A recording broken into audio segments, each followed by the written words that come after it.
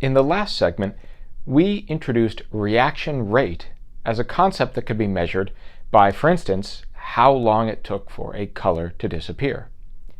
In this example, I'm going to be using the elephant's toothpaste reaction that we looked at earlier in the semester to talk a little bit about how we might measure reaction rates and how we can write equations that describe reaction rate in much the same way that we used an equilibrium constant expression as a way to describe an equilibrium. If you think back to elephant's toothpaste, that was the decomposition of hydrogen peroxide in water into liquid water and oxygen. Now, when I did that in class, I added the hydrogen peroxide solution plus a little bit of dish soap to create some bubbles and capture that oxygen. And once I added the catalyst, the potassium iodide, we'll talk about that a little bit more later, the result was a whole bunch of bubbles that overflowed out of the reaction. Now, if we wanted to monitor the progress of this reaction, what would be the easiest of these three compounds present to measure? I think the oxygen gas would probably be easiest. The peroxide is clear and colorless mixed in with clear and colorless water. So it wouldn't be very easy to measure the peroxide, and it also wouldn't necessarily be all that easy to measure the formation of water since it's mixed in with other water. By comparison, the oxygen is being released, and if we were to seal this container, we could monitor the release of oxygen gas as an increase in pressure. That's precisely what's done in figure 10.3 in your textbook.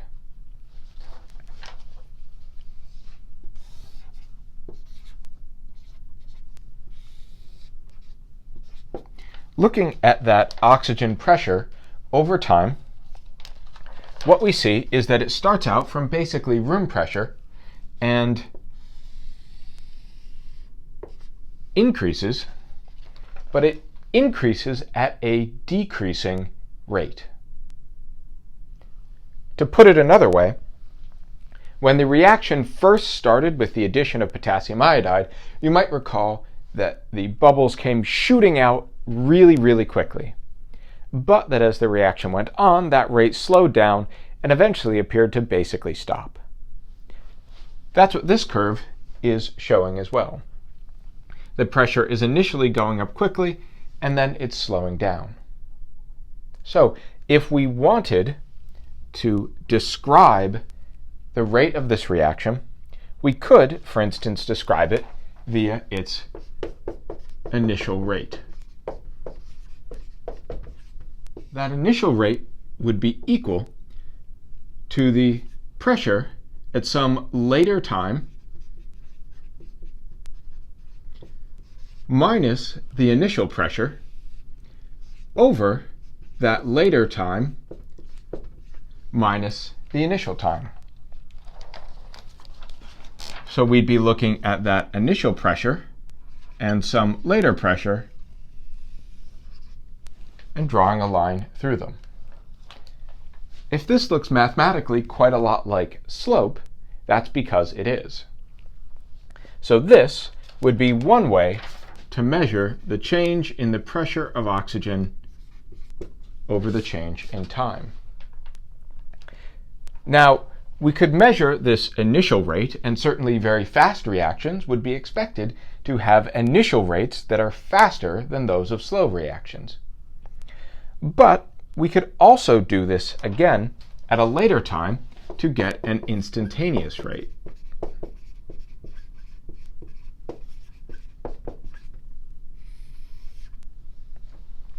And in that case, we would be using a very similar equation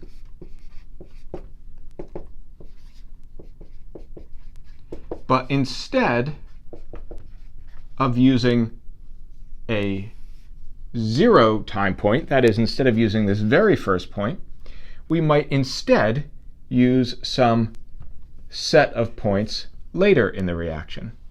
And if we look at the slope coming out from there, we can see that relative to this initial rate, this second slope is smaller.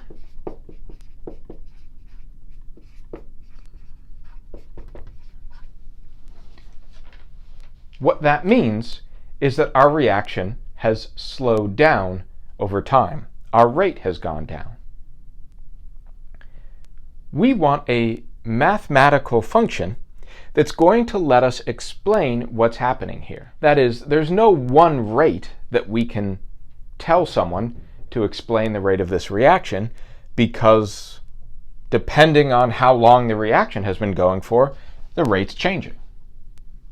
Instead, we want to explain what's really happening here. So in the case of this reaction, its rate is going to be dependent on how much of this peroxide is present. As the reaction continues, the peroxide is being transformed into oxygen and water. As that peroxide is transformed, that means that there's going to be less peroxide to react. So our reaction is slowing down because our products are being produced and our reactants are being consumed. So we can describe the overall process that's occurring here with what's called a rate law. Now, to determine this rate law, we need to go and actually extract some rates from this particular set of data. Looking in at figure 10.3, we can see that, for instance, its initial rate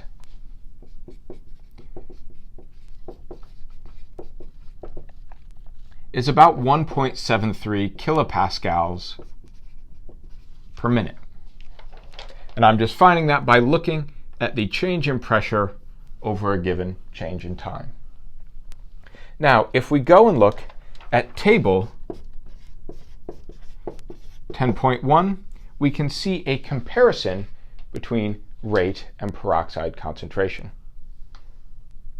So, how might we know that peroxide concentration to write out this formula? Well, we know we can measure our change in our pressure of oxygen. And we also know that every time 1 mole of oxygen is produced, we must also be producing 2 moles of water. Since it's being produced twice as quickly, we would have to put a 1/2 out front to account for that. And last but not least, the rate at which peroxide is being consumed must be the opposite of the rate at which water is being produced.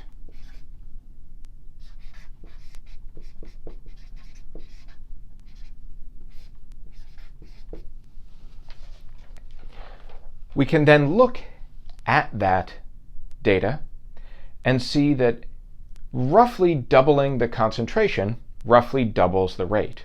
Or to put it another way, the rate is linearly proportional to the amount of peroxide present.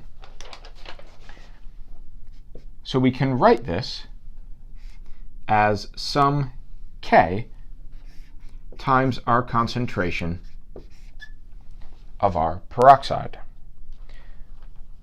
In the next segment, we'll look more at how to determine these rate laws, but I do want to bring up this rate law constant is a little bit like the equilibrium constant, though it's a lowercase k, in that it's a number that tells us just how fast a reaction goes, in much the same way that that capital K for equilibrium constant told us about the position of an equilibrium dependent on thermodynamics. So, is this rate law complete? Well, almost, but we're missing one thing.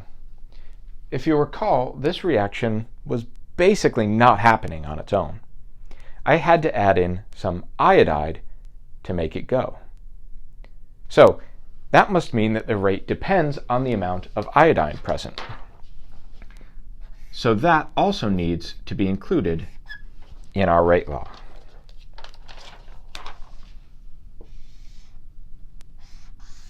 So this is a rate law for the elephant's toothpaste reaction. I want you to particularly note that rate laws need to be determined, as we did here, from experimental data or advanced theoretical calculations. Unlike equilibrium constant expressions that could be determined from looking at the chemical reaction, that's not the case for reaction rates. As you can see here, water and oxygen don't appear in our rate law at all, while another compound, the catalytic iodide that was added, is appearing, but it's not even in that reaction at all. In our next few segments, we're going to be looking at how to determine these rate laws using experimental evidence.